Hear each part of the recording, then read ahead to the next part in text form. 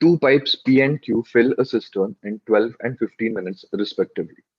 Both are opened, and at the end of 3 minutes, P is turned off.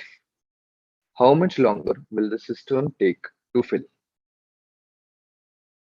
Now, we'll assume the capacity of the cistern as the LCM of the times.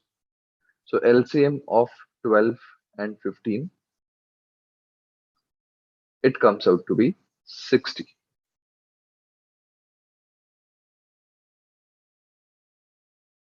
Now, the time given for P and Q is 12 and 15.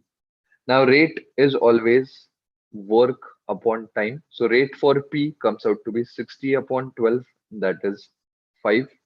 And rate for Q comes out to be 60 upon 15, that is 4.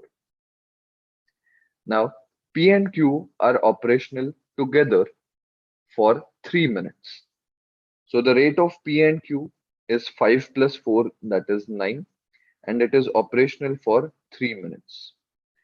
Now work is always rate into time, so therefore it becomes 9 threes are 27. Now the total capacity of the cistern is 60. Here 27 liters is already filled up. So now 33 liters needs to be filled up by Q because P is turned off. Now the rate of Q is 4. Now time formula is always work upon rate.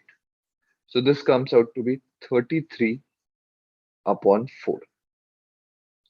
So we get 8 1 by 4 minute. So we can say 8 minutes and 1 by 4 into 60 seconds.